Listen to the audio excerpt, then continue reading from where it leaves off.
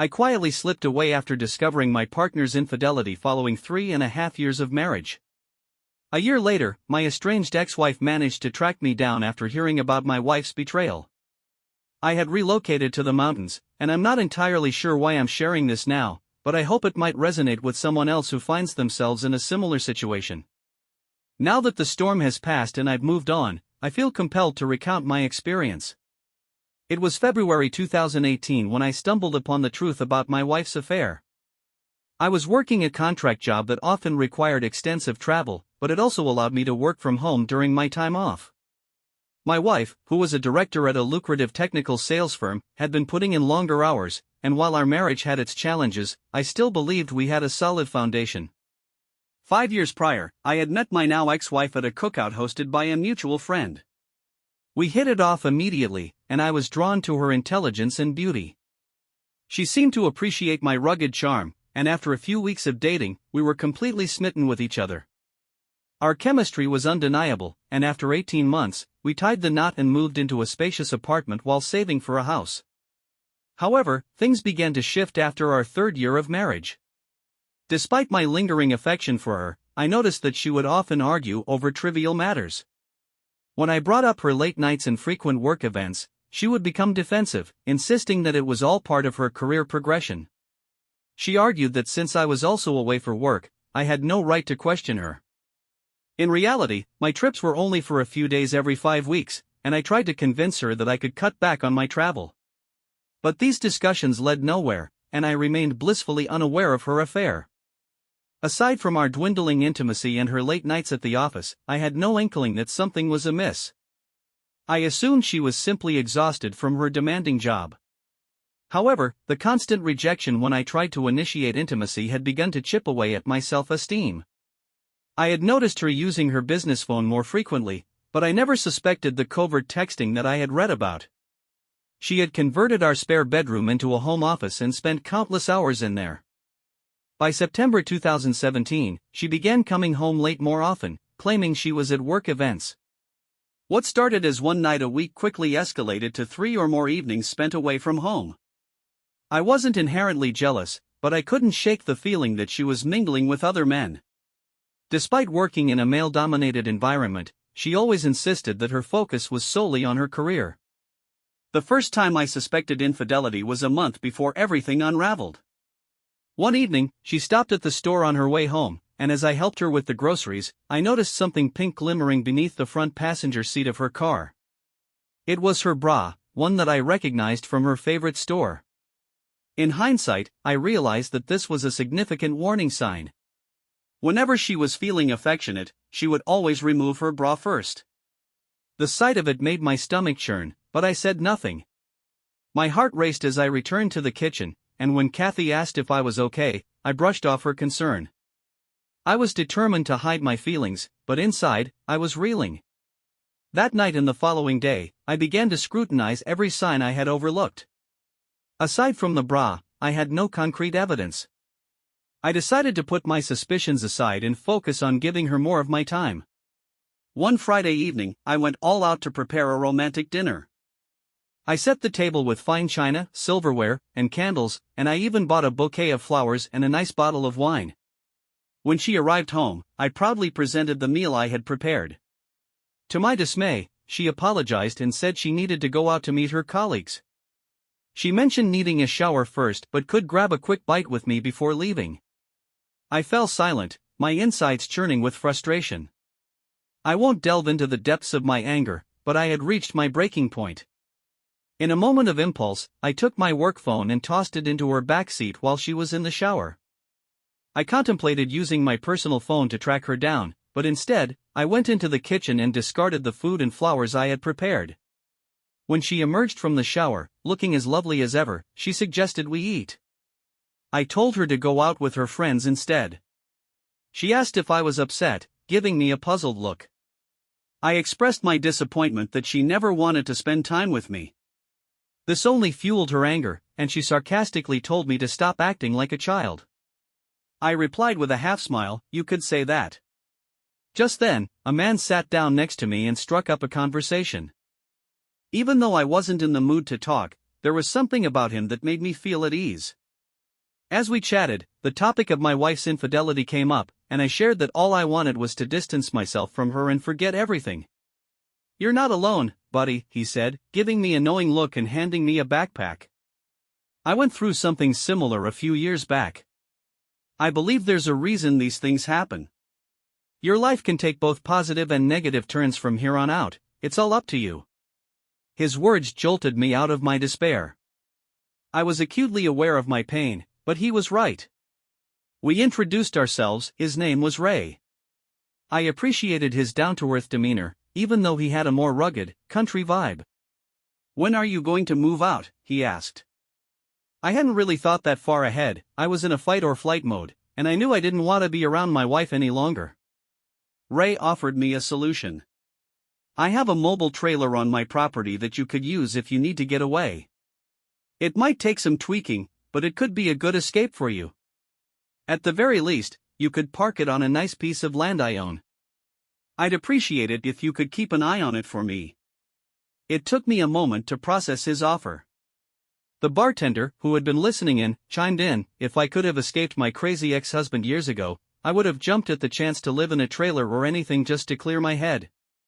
Maybe this was exactly what I needed, but it felt surreal. "Yeah, I'll think about it and maybe check it out," I finally replied to Ray. We parted ways, planning to meet at his place in a few days. For the first time in a while, I felt like I had a glimmer of hope and a chance to escape what I perceived as a dreadful heartache. One thing was clear: I never wanted to spend time with my wife again. Cheating was something I found abhorrent, and I had always believed I would never tolerate it. When I got home that evening, Kathy asked where I had been. I turned to face her and said, "I went to get drinks." "Are you having an affair?" I asked directly. She looked taken aback but quickly regained her composure. "No, why would you ask that?" she replied. I told her I had heard rumors about her seeing someone at work. "Who told you this?" she demanded. "Someone I know," I said, keeping the source to myself. "You're being ridiculous," she shot back, accusing me of being drunk and insane. I told her I was going out for drinks with friends, and despite her obvious desire to ask more questions, she retreated to our bedroom. Now that I had proof she had been deceiving me for months, I decided to sleep on the couch. I couldn't shake the images of her in bed with another man from my mind. I felt disgusted and hurt, but then I thought of Ray's trailer. The idea of it brought me a sense of relief, almost like a revelation. Something felt wrong with me. My fight-or-flight response had kicked in, and I chose to flee. The next morning, we didn't talk much and went about our weekend as if nothing had happened. I set up a meeting with Ray a few days later, and when I arrived at his ranch, I was pleasantly surprised. The trailer was about 26 feet long and well-furnished, reminiscent of a fantastic spring break vacation I had taken with friends in college. Ray accepted the money I offered for the trailer, and I felt like I was getting a steal. He gave me directions to his property, which was surrounded by beautiful hiking and biking trails. The scenery was stunning, with plenty of trees and scrub vegetation. Ray had a small cabin on a hilltop overlooking the property, complete with electricity and water for the trailer. I tried to convince Kathy to come clean over the next few weeks, but all I received in return was gaslighting. I even told her outright that if I found out she was cheating, there would be no turning back. This only seemed to push her further into her affair, and she began to deny my claims vehemently. I almost laughed at how absurd her denial was. I chastised myself for not having taken photos of the two of them together, even though I had no real evidence of her infidelity. After enduring so much emotional pain, I realized I wanted to leave this marriage. Instead of expressing my feelings to Kathy, I quietly began. I felt a surge of anger as I thought about how she didn't deserve my sympathy. In my eyes, she had disregarded everything we had built together, our dreams, our future plans. I hadn't made any concrete plans or contacted a lawyer. All I wanted was a fresh start and some clarity. When I stepped inside my trailer, the crisp mountain air was exactly what I needed. The following week, I resumed my running routine, and it felt invigorating to be alive again. Meanwhile, Kathy was sending me texts like, "We just landed, we're having a team dinner," and other similar messages. She also bombarded me with emails asking, "Where are you, and why haven't you responded?" I chose not to reply. When she returned home, my phone exploded with calls and texts. Her mother even tried to reach me on the first day, but I didn't answer. She didn't bother contacting my father, as we weren't close, and he was the only family member I had left. After being ignored for a week, Kathy's messages became increasingly frantic. "What is this?" she texted. "We need to talk. I'm not sure what you think you know, but there's no affair happening." Finally, after a week of silence, she sent me a message saying, "I'm sorry things got out of hand. It doesn't matter that I was involved with someone at work, you were often away, and I was focused on my job. I just made a mistake and meant to end it." I had been waiting for this confession, but strangely, it only fueled my disdain for her. Why couldn't she just be honest?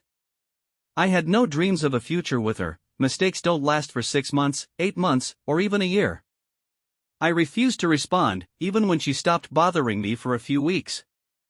I didn't want her to find out where I lived or invade my new sanctuary. Eventually, her texts turned nasty. "You're a coward," she wrote one day. "You refuse to talk to me and have no regard for us. Come home so we can discuss this. I want to see you, Paul. Please, let's talk and make things right." I didn't remember all the messages, but they all seemed like excuses with little genuine remorse. I let them wash over me, ignoring them completely. After a while, I changed my phone number. Then, Kathy sent me an email saying she had hired a lawyer and was going to file for divorce. I simply replied, "Okay, that sounds good." This led to a flood of emails where she begged me to visit her and other things. She even wrote that she would stop bothering me if I agreed to an uncontested divorce.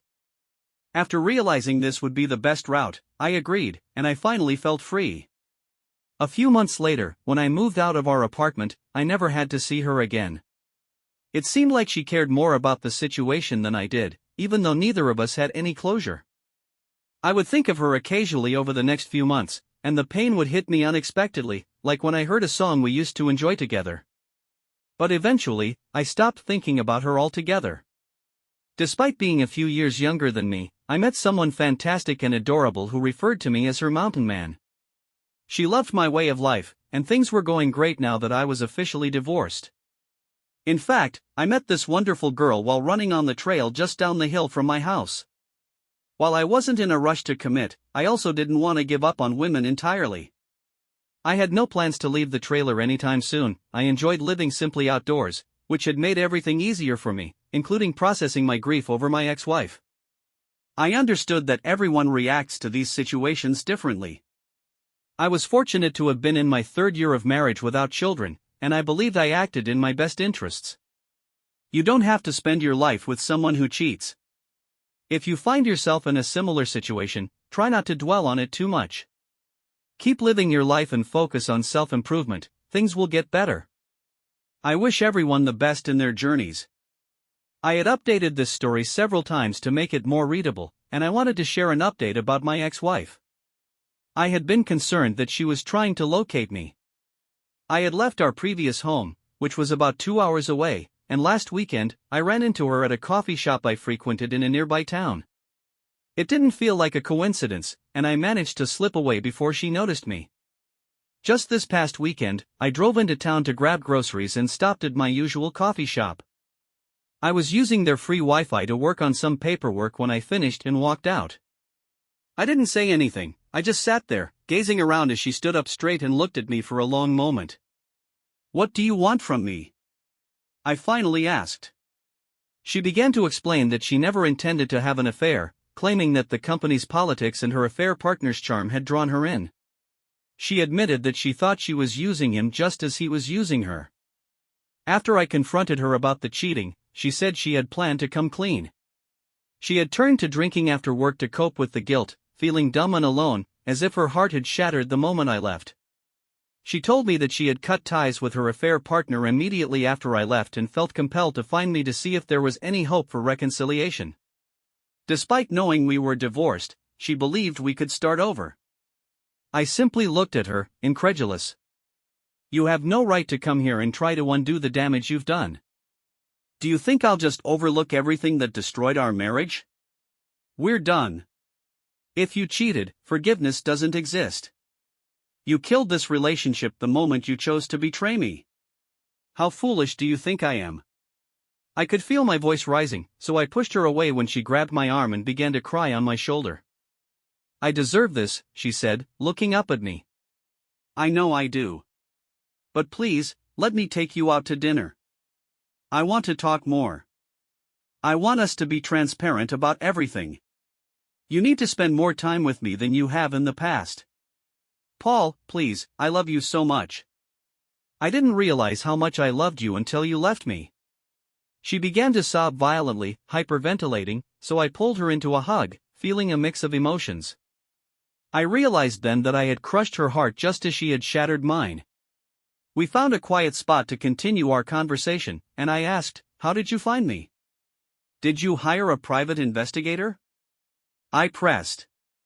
Kathy had convinced a mutual friend, Stacy, to share information about me after they ran into each other a few weeks prior.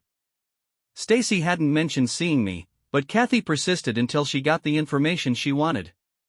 I couldn't help but chuckle at the thought of Stacy not being able to keep her mouth shut. Eventually, we decided to have dinner at a charming little restaurant with a patio. I made sure we didn't drink anything because I didn't want her to have an excuse to be overly friendly or too inebriated to drive home. We had a good conversation, and afterward, I walked her to her car. She insisted that she hadn't dated anyone else since I left and vowed that I was the only person she wanted. She pushed me to stay longer, but I told her, it's still way too early for me to go down that road. When she asked for my phone number, I replied, "You'll just blow it up with texts and calls." She cried over it, but in the end, she agreed with my decision and promised to email me with details about returning to town the following weekend. Before she got into her car, I bluntly asked, "Would you have forgiven me if I had been the one cheating?" "Yes, in time, but only if we went to marriage counseling and worked through the healing process with lots of talking, maybe even a binding agreement," she said, pausing to think. "Okay, maybe I could do that," I replied. "In 5 or 10 years, I would wait if that's what it would take." She then took both of my hands in hers, looked me in the eye, and said, "Damn it, Paul, I will always love you and will do anything to prove it." Her words caught me off guard.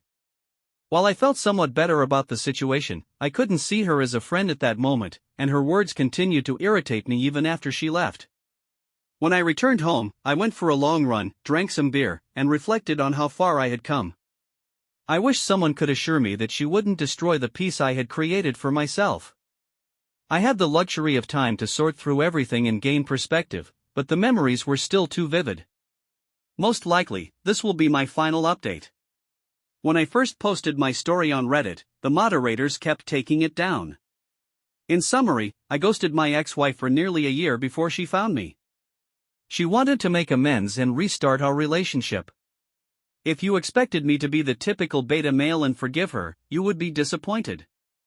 In a lengthy email she sent me last week, she expressed her love and regret for the affair and offered to come out and stay with me for the weekend.